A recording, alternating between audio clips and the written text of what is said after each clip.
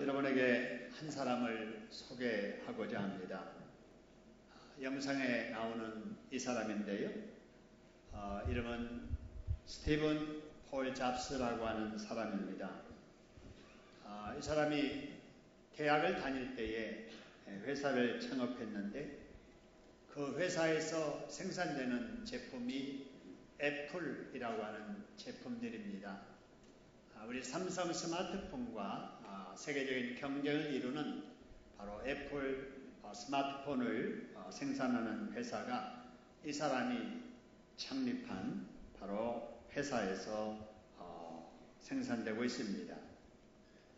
그는 회사를 창립한 이후에 회사를 세계적인 기업으로 성장을 시켰고 공개된 그의 재산만도 9조 5,400억이나 됩니다.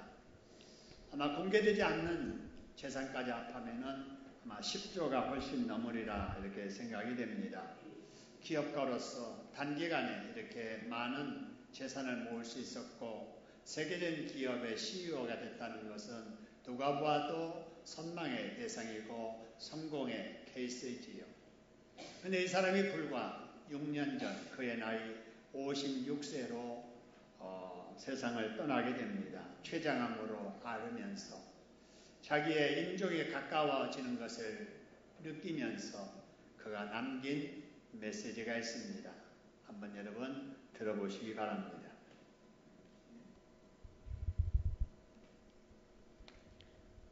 나는 사업의 세계에서 성공의 정점에 이르렀다. 지금 이 순간 병상에 누워 삶 전체를 회고해보면 그처럼 자부했던 명성과 재산은 곧 닥쳐올 죽음 앞에 빛이 바래고 아무 의미가 없음을 실감한다. 이제야 나는 깨달았다. 삶을 유지할 만큼 적당한 재물을 쌓은 후엔 부와 무관한 것들을 추구해야 한다는 것을, 더 중요한 그 무엇이어야 한다. 어쩌면 이런저런 인간관계 아니면 예술 또는 젊었던 시절에 가졌던 꿈. 쉬지 않고 재물만 추구하는 것은 결국 나같이 뒤틀린 인간으로 변하게 만들 것이다. 하나님은 우리에게 재물을 가져다 주는 그 환상이 아니라 각자의 가슴 안에 있는 사랑을 느낄 수 있는 감각을 주셨다. 그 기억들이야말로 따라주고 같이 해주며 살아갈 힘과 빛을 주는 진정한 부다. 사랑은 천마일도 갈 수도 없다. 갈 수 있다. 삶에는 한계가 없다. 가고 싶은 곳을 가라. 오르고 싶은 곳으로 올라가라. 모든 것은 마음과 손 안에 있다. 운전해줄 사람이나 돈을 벌어줄 사람을 채용할 수 있지만 대신 아파줄 사람을 구할 수는 없다. 잃어버린 물건은 다시 찾을 수 있다. 하지만 잃은 후에 절대로 되찾을 수 없는 것이 하나가 있으니 그것은 곧 삶이다. 지금 삶의 어느 순간에 있던 결국 시간이 지나면 우리는 장막의 커튼이 내려오는 날을 맞이하게 될 것이다. 가족을 위한 사랑을 귀하게 여겨라. 배우자를 사랑하라. 친구들을 사랑하라. 자신에게 잘 대하라. 남들을 소중히 여겨라. 여기까지입니다. 아마 낭송한 분이 누군지 느껴지실 거예요. 우리 김선혜 권사님이 맞죠? 낭송해 주신 것 같습니다. 감사하고요. 여러분, 돈과 명예도 건강만 못하고 건강도 하나님께서 허락하지 아니하시면 누릴 수 없는 것이다. 그러니 하나님께서 건강을 허락해 주시는 동안 하나님과 이웃을 사랑하며 살라는 그의 마지막 메시지였습니다. 여러분, 이런 한 사람의 이야기를 예수님과 비교한다는 것은 어울리지도 않는 일입니다만은, 오늘 우리가 읽은 본문의 말씀 역시 예수님께서 죽음 앞에 제자들에게 마지막 남기신 말씀이라 생각할 때 상황은 비슷하다 해서 소개를 하였습니다. 여러분, 그러면 예수님은 십자가의 죽임을 당하기 전에 어떤 말씀을 남기셨을까요? 바로 그것은 한 가지 당부와 세 가지 약속을 하셨습니다. 그 한 가지 당부가 뭐였느냐? 바로 서로 사랑하라는 것이었습니다. 아까 스티븐 잡스도 마지막에 서로 사랑하라 하는 메시지를 남겼는데, 그 전에 우리 예수님께서 마지막 남기신 말씀이 서로 사랑하라 하는 거예요. 여러분의 가족 간에, 부부 간에, 그리고 여러분 친구 간에, 구역 식구들 간에, 여기는 우리 모두 서로 사랑하며 살 수 있기를 주님의 이름으로 축원합니다. 한번 따라합시다. 서로 사랑하라. 서로 사랑하라. 우리 옆에 사람들에게 서로 사랑합시다. 인사하겠습니다. 서로 사랑합시다. 서로 사랑합시다. 여러분, 그리고 세 가지 약속을 하셨는데, 그 첫 번째 약속이 성령을 보내주시겠다. 두 번째 약속이 죽어도 부활할 것이다. 세 번째로 죽는 것 같지만, 실패하는 것 같지만 예수 안에서는 반드시 승리한다라고 하는 이 세 가지 약속을 주셨는데, 오늘은 이 세 가지 약속 중에 첫 번째 약속, 성령을 보내주시겠다는 이 약속의 말씀을 여러분과 같이 나누려고 합니다. 오늘 말씀을 통해서도 크신 은혜 있기를 주님의 이름으로 축원합니다. 여러분, 예수님께서 잠시 후면은 이제 제자들을 떠나야 하는데, 그 순간에 예수님께서 26절에 이런 말씀을 하셨습니다. 내가 너희를 떠나도 대책 없이 떠나는 것이 아니라 아버지께 내가 부탁을 드려서 보혜사를 너희에게 보내주시겠다라는 거예요. 그 보혜사는 누구냐? 바로 성령님이신데, 그 성령님은 진리의 영이십니다. 그래서 그 진리의 영이신 성령께서 이 세상에 오셔서 뭘 하실 것인가? 맨 마지막 줄의 말씀처럼 그가, 성령님이 나를, 예수님을 증언할 것이라고 말씀을 하십니다. 여러분, 성령님은 진리의 영이신데 예수님에 대해서 증언하시는 영이시다라는 겁니다. 할렐루야. 한번 따라합시다. 성령님은 진리의 영이신데 예수님에 대해서 증언하시는 영이시다. 여러분, 그렇기 때문에 예수님께서 승천하신 이후에 이 세상에 남아있는 예수님 믿는 자들의 신앙은 이전과는 달라져야 됩니다. 어떻게 달라져야 되는가? 예수님이 이 세상에 계실 때에는 성도들이 예수님께 나아가서 예수님에게 직접 말씀을 듣고 예수님의 인도를 받으면서 신앙생활을 했지만, 예수님이 하늘로 올라가신 이후에는 예수님이 육신의 몸으로 이 세상에 계시지 않습니다. 그렇기 때문에 가실 때 우리에게 보내주신 성령의 도움을 받으면서 신앙생활을 해야 되는 겁니다. 할렐루야. 그렇기 때문에 우리가 성경을 읽을 때에도 성령의 인도를 받으면서 성경을 읽어야 합니다. 여러분, 우리가 설교를 들을 때에도 성령의 도움을 받으면서 설교를 들으셔야 돼요. 우리가 하나님 앞에 기도할 때에도 성령의 도움을 받으며 기도해야 될 줄로 믿습니다.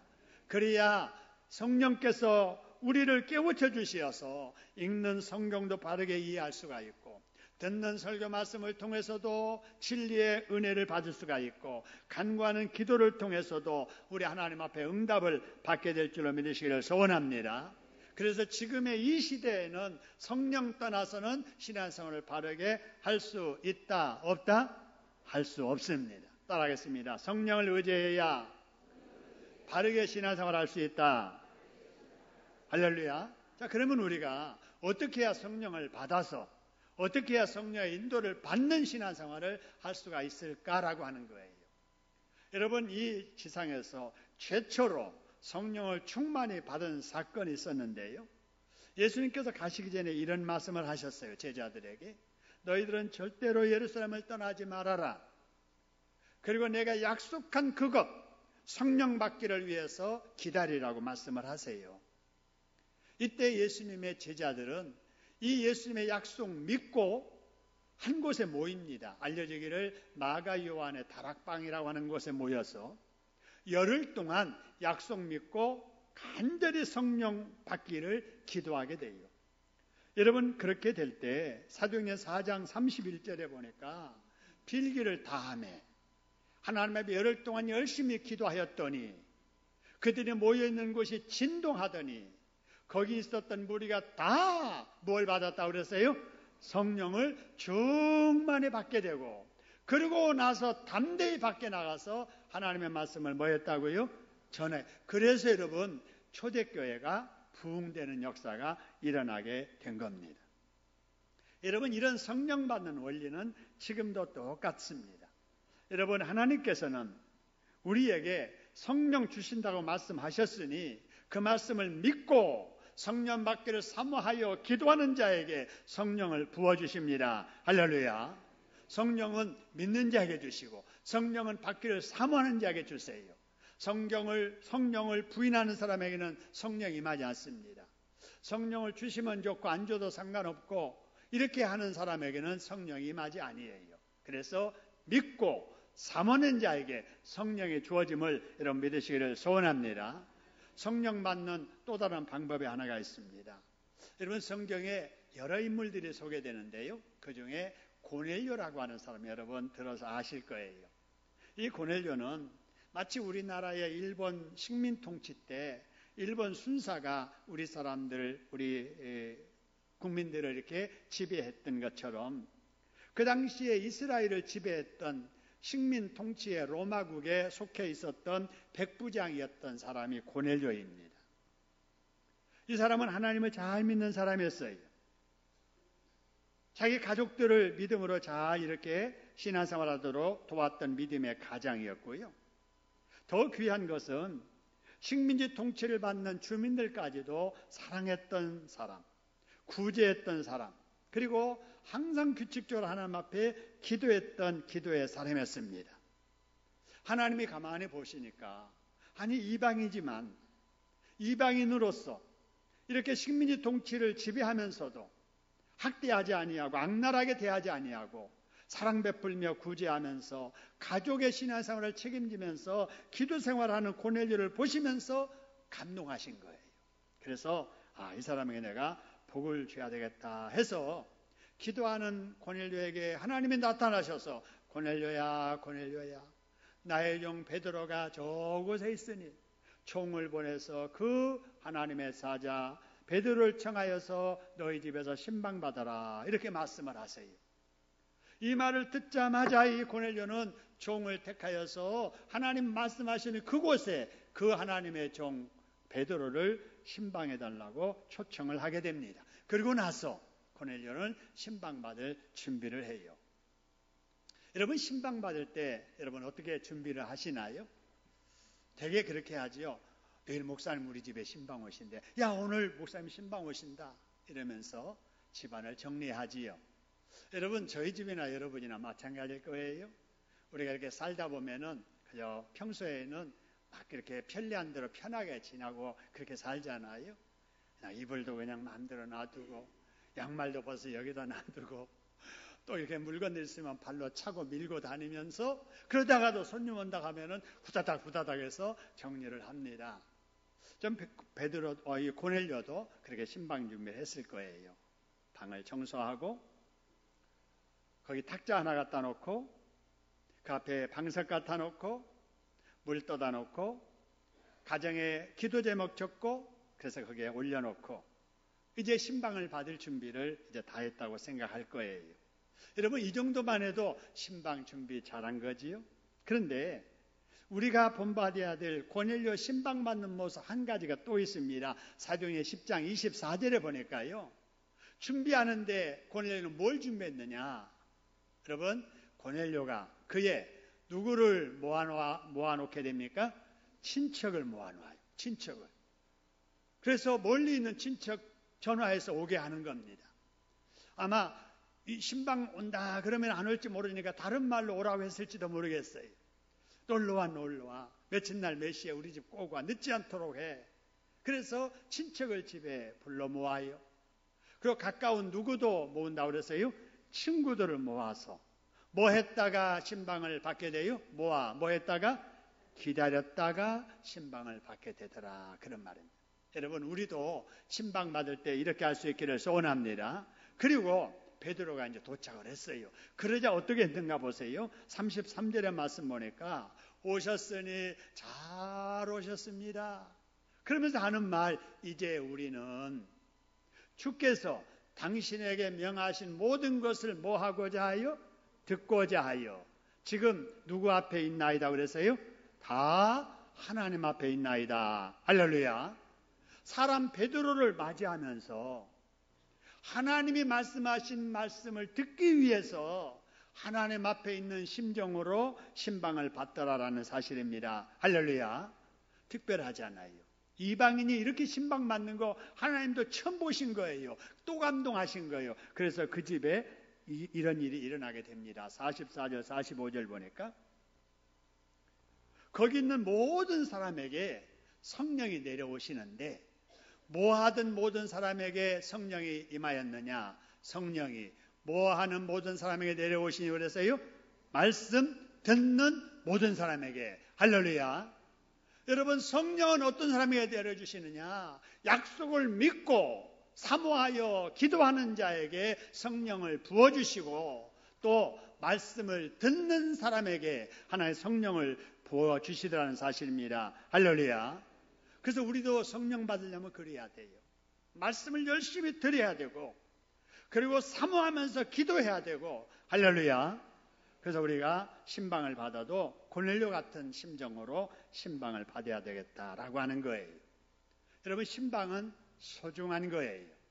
여러분, 신방이 뭔가? 신방이라고 하는 것은 하나님을 대신하여 하나님의 사자가 하나님의 말씀을 전하고 기도하기 위해서 그 집을 방문하고 그 직장을, 그 사업장을 방문하는 것을 말합니다. 할렐루야.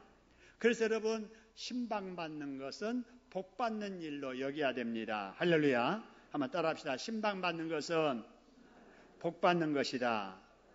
그런데도 이거를 모르는 분들은요, 신방을 어떻게 받는가? 맨 먼저 신방에 대해서 부담 갖는 분이 계세요. 신방 오시면 안 되는데 왜 부담을 갖느냐?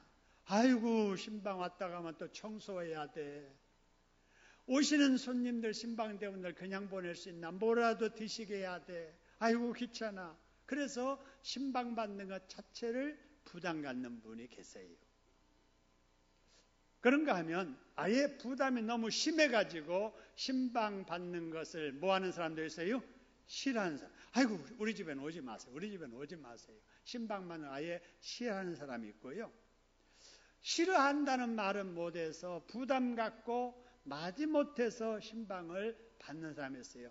갈 곳 없으면 우리 집이라도 오세요. 갈 곳 없으면 오라는 거예요.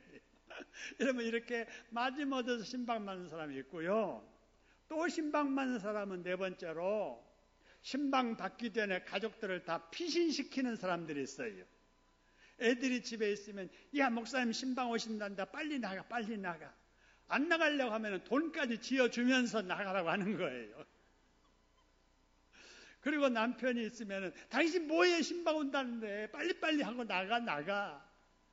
그리고 남편을 내보내버려. 그리고 혼자 앉아서 신방을 받는 분이 계세요. 또 어떤 사람은 이런 분이 있어요. 신방을 받을 때 외출한 가족이라도 그 시간에 와서 신방 받고 가도록 하는 가정이 있습니다. 직장 갔던 이 남편이 직장에다가 잠시 얘기하고 신방 시간 맞춰서 딱 와가지고 신방 맞추고 급하게 또 가는 이런 집이 있어요. 어떤 집은요, 오후에 제가 한 4시쯤 신방을 갔는데 아이가 가방을 들고 거기 앉아 있는 거예요. 그러면서 목사님 빨리빨리 해주세요. 얘 지금 신방 받고 기도 받고 가려고 지금 제가 학원 가는 거 붙들어 놓은 거예요. 그래서 애가 학원에 가야 되는데도 신방 받고 가, 신방 갖고 가. 그래가지고 가방 챙겨서 딱 준비하고 앉아서 기다리다가 신방 받고 기도 받고 애 학원에 보내는 이런 부모님도 계시는 거예요. 자, 또 어떤 분은요, 신방을 받는데 준비를 너무나 철저히 하는 거예요. 어느 정도로 철저히 하는가?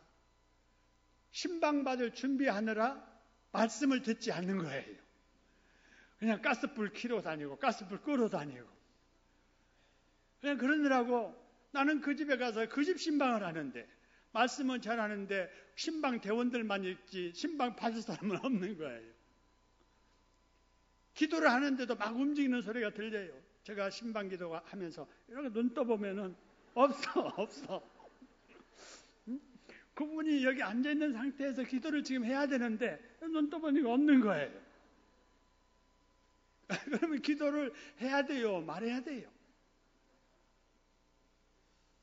여러분, 또 어떤 분은요, 신방을 받아도 전하는 말씀을 아주 소중하게 여기고 성경에다가 막 색을 칠하고 표시를 해놓고 접어놓고, 그래서 그 시간에 참여하지 못한 가족에게 오늘 목사님 오셔서 이 말씀 전하셨다, 이걸 우리가 기도의 제목 삼자, 축복의 소망으로 삼자 하고 그걸 가지고 기도하면서 그 말씀 외우고 가족과 나누는 이런 사람도 있습니다. 여러분은 신방을 받으시는데 여러분 몇 번에 해당되는지, 1번에 해당되는지 2번에 해당되는지 여러분 자신을 잘 살펴서 내 신방이 이런 점이 부족했다 싶으면은 보다 더 나은 모습으로 여러분 신방을 받을 수 있기를 소원합니다. 그래서 우리 신방을 통해서 하나님께서 주시고자 하시는 그 메시지, 그 축복을 받아 누리는 고넬료 같은 복 받는 여러분 되기를 주님의 이름으로 축원합니다. 여러분, 오늘 본문의 말씀을 15장에서 딱 끊지 않고 15장 끝에서 16장 1절 15절까지 이어지게 본문을 잡은 이유가 있습니다. 바로 그것은 내용상 이렇게 끄는 거예요. 15장 바로 마지막 부분에서 16장 1절로 15절까지가 이어지는 내용이어서 바로 15장에 이어서 16장에도 이어서 함께 말씀을 드리는데요. 예수님의 제자들에게 이런 말씀을 하세요. 내가 이제 떠나게 될 것이다. 그러면 사람들이 2절 말씀 너희를 출교할 것이다 그랬어요. 여러분, 출교한다 그 말은 그 당시 유대 사회는 유대 종교로 조직되어 있는 사회예요. 그래서 그 사회에서 출교를 당하게 되면은 직장이 잃는 거예요. 사회에서 관계가 끊어지는 거예요. 삶의 생존권을 박탈당하는 일이에요. 여러분, 시골에 우리가 예수 믿으면 어른들이 또 호적에서 파버린다. 저는 그 파버린다는 이 얘기를 무슨 말인지도 몰랐어요. 팔라면 파세요. 저는 절 못하겠어요. 대신에 기도하겠어요. 저는 그랬습니다마는 여러분, 농경사회에 여러분 친인척 관계로 이어지는 그 관계 속에서 집안에서 파버린다라고 하는 거는요, 그 집안에서 이제 내보낸다라고 하는 거거든요. 굉장한 거예요. 근데 이런 출교가 이루어지게 될 것이다. 근데 또 더 심한 것은 때가 이르면 무릇 너희를 뭐 하는 자가 있을 거라고요? 죽이는 자가 있을 것이다. 여러분, 예수 믿기 때문에 출교당하고 예수 믿기 때문에 죽임당할 일이 있겠다는 거예요. 근데 더 무서운 것이 있습니다. 뭐가 무서운가?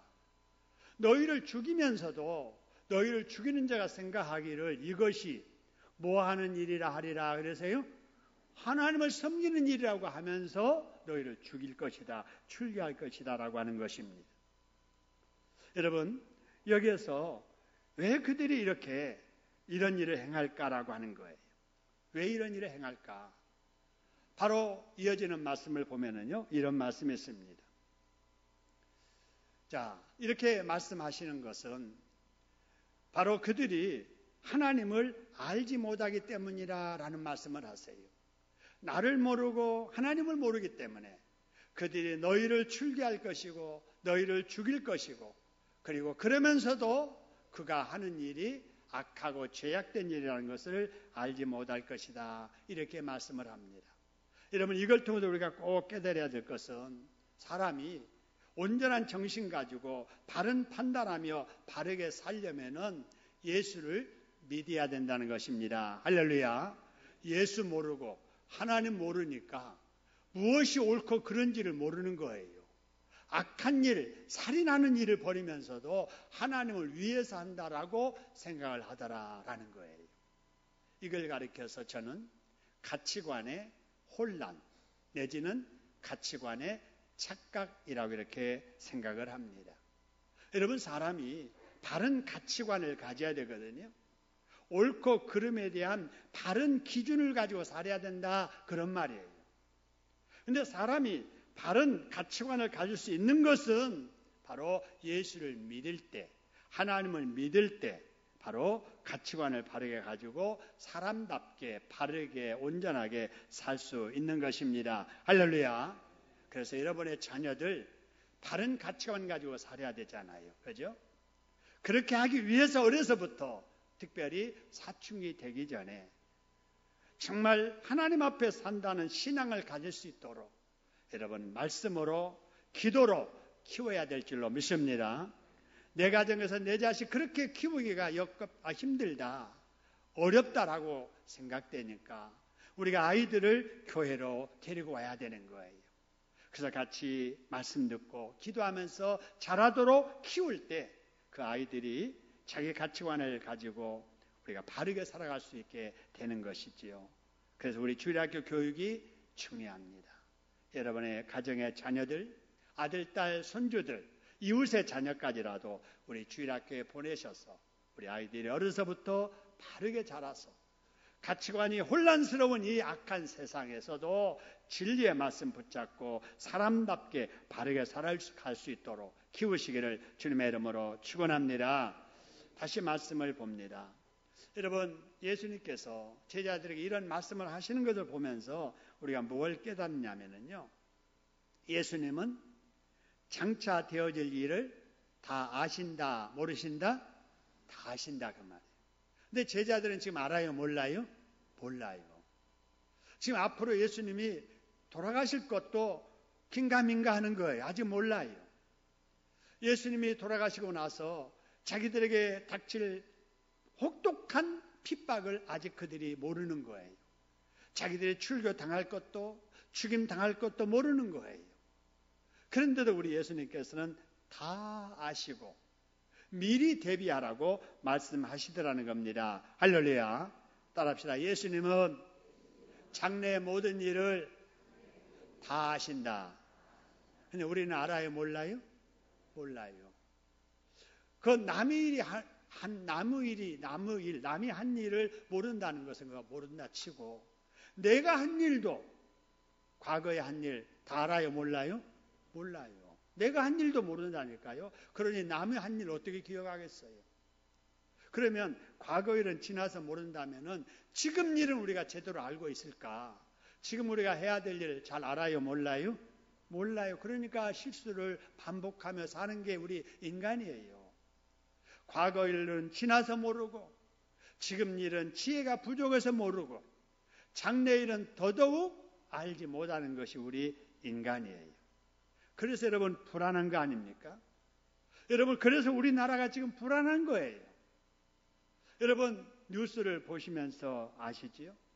미국의 전쟁을 위해서 준비된 이러한 전쟁 무기들, 여러분 전략 자산들이라고 하잖아요.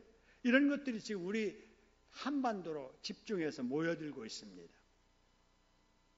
위험한 일이에요. 북한은 그런 걸 보면서 완강하게 대항하겠다고 큰 소리치고 있습니다. 여러분, 이러다가 미국과 북한 간의 등살에 우리나라가 전쟁에 휩싸이는 것이 아닌가 염려가 됩니다.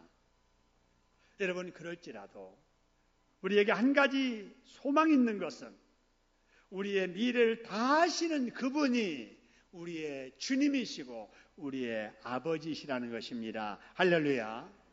우리 주인 되신 주님은 주님께 속한 우리를 지켜주실 것이고 우리의 아버지 되신 하나님은 다른 것은 몰라도 자녀된 대한민국 한국교회 우리를 지켜주실 줄로 믿습니다. 그렇기 때문에 불안할수록 미래를 다 아시는 그분 바라보고 그분을 믿고 기도하면서 살아야 될 줄로 믿으시기를 소원합니다.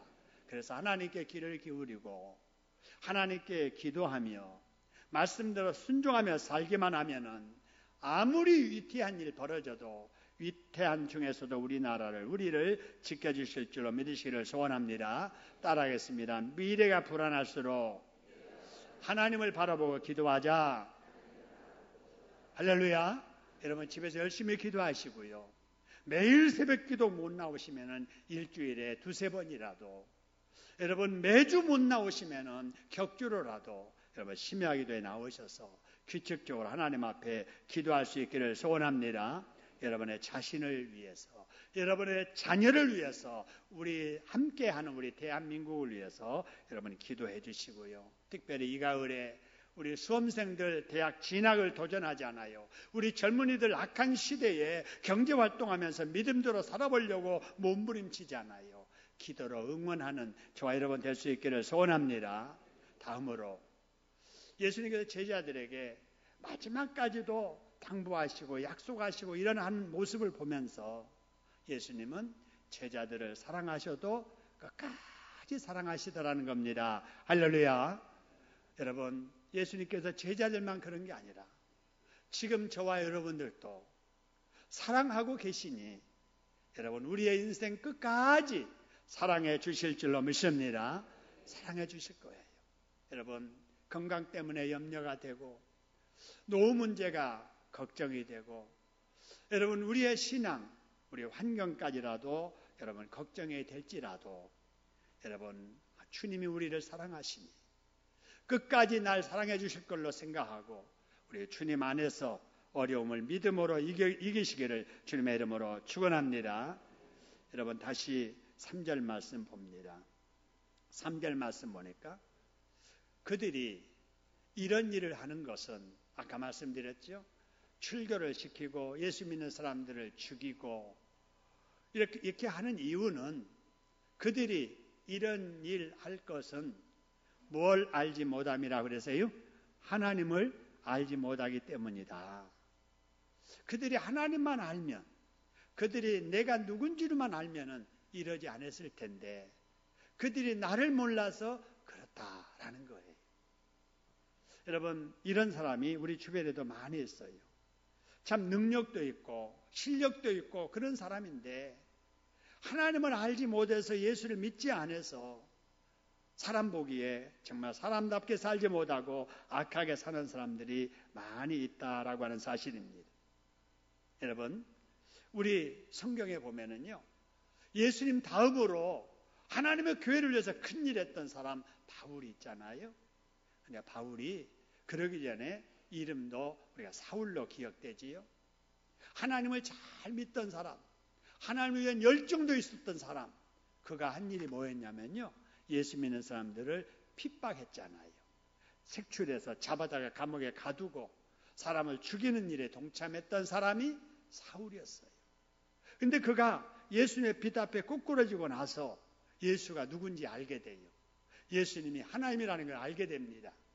그래서 자기의 가치관이 착각했고 혼란스러웠던 것을 깨닫고 나서는 내가 잘못했구나, 내가 몰랐구나, 내 이제 예수를 위해서 살아야 되겠다 생각하고 일평생 주님 앞에 헌신했던 사람이 여러분 바울입니다. 할렐루야. 사울이 바울 되는 과정에 뭐가 있었느냐? 착각이 풀렸다는 거예요. 예수를 믿게 됐다는 사실입니다. 여러분 지금도 믿지 않아서 여러분을 힘들게 하는 가족이 있고 자녀가 있고 이웃이 있다면은 여러분 그분이 악해서 그런 게 아니에요.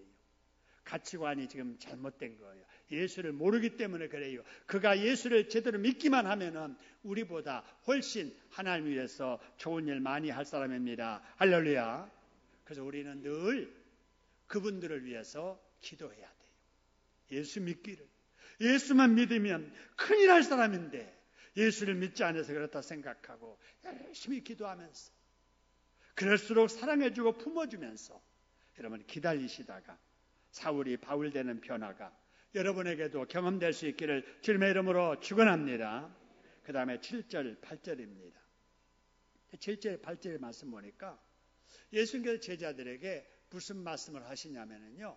내가 떠나야겠다. 내가 가야 되겠다라고 말씀하시는 거예요. 아니 예수님대로 지금 가라는 사람 없어요. 왜 안 가냐고 책망하는 사람도 없어요. 근데 예수님께서는 가야 된다. 가야 된다. 지금 떠나가야 된다는 거예요. 지금 붙들리러 가야 된다는 거예요. 십자가에 죽으러 가셔야 된다는 거예요. 그런데 여기서 귀한 말씀하십니다. 내가 떠나가는 것이 누구에게 유익이라 그랬어요? 너희에게 유익이라. 예수님께서 지금 날 위해서 떠나겠다는 게 아니에요. 내가 너희들 참 안 됐지만은 좀 내가 가야 될 상황이다. 할 수 없어. 이해해라. 여러분 이게 아니에요. 예수님께서 떠나시는 이유는 거기 있는 제자들을 위해서 떠나가더라. 예수님의 제자들의 유익을 위해서 고난의 길을 가시더라라고 하는 사실입니다. 여러분 이걸 보면서 우리는 뭘 느끼느냐? 예수님 자신의 유익을 위해서 사신 분이 아니라 제자들의 유익을 위해서 사셨던 분이십니다. 할렐루야. 예수님은 자신의 유익을 위해서 사신 게 아니라 여러분 저와 여러분의 유익을 위해서 이 세상을 사셨습니다. 할렐루야. 여러분 이 세상에 예수님이 오신 것도 예수님을 위해서 오신 게 아니에요. 하나님이신 예수님께서 그 보좌의 영화로움 다 내려놓으시고 본체를 벗으시고 종의 형체를 입고 이 땅에 오신 이유는 우리 살리러 오신 겁니다. 할렐루야. 십자가의 죽임을 당하신 것도 예수님이 지은 죄 때문에 처형당한 게 아니고 우리 위해서 우리 살리시려고 예수님이 우리 대신 죽으신 겁니다. 할렐루야. 우리 예수 믿는다는 게 이거 믿는 거잖아요. 하나님이신 예수님이 내 대신 십자가에 죽으셨으니 내가 그 예수를 나의 주님으로 믿는다. 이게 믿음이잖아요. 예수님께서 지금 승천하시는 것도 여러분 우리 있을 곳을 예비하러 가셨습니다. 할렐루야. 이 땅에 오시는데 뭐하러 오시느냐? 우리를 데리러 오십니다. 할렐루야. 이렇게 예수님께서는 일평생 우리 위에 사셨습니다. 할렐루야. 그 은혜로 우리가 하나님의 자녀 되었고 그 은혜로 구원받았다면 이제 우리도 나만 위해서 살지 말고 주님 위해서 살아야 될 줄로 믿습니다. 여러분 이제 남은 인생 주님을 위해서 사시기를 주님의 이름으로 축원합니다. 그러면 여러분 주님 위해서 살기 때문에 겪는 여러 가지 어려움도 있고 손해도 있고 불편도 있을지라도 우리 예수님은 우리의 모든 불편과 부족과 그리고 희생과 손해까지도 복으로 갚아 주실 줄로 믿습니다. 한번 따라하겠습니다. 나를 위해 사신 예수님처럼 나도 이제 예수님 위해서 살겠습니다. 자, 우리 옆에 분들하고 이제 예수님을 위해서 삽시다. 인사하겠습니다. 우리 이제 예수님을 위해서 삽시다. 예수님을 위해서 삽시다. 예수님 위해서 산다는 게 뭐 다른 거 있겠어요? 우리가 늘 전도하면서 하나님의 교회에서 열심히 출석해서 은혜 받으면서 옆에 함께한 분들 서로 사랑하면서 살아가는 이것이지요. 여러분 이렇게 사는 것이 우리 사람됨의 도리이고 하나님을 기쁘게 해드리는 일이자 우리에게 복된 일인 줄로 믿습니다. 그렇게 살아서 하나님을 기쁘게 해드리는 저와 여러분 되기를 주님의 이름으로 축원합니다. 기도하겠습니다. 같이 한번 통성으로 기도합니다. 우리 하나님을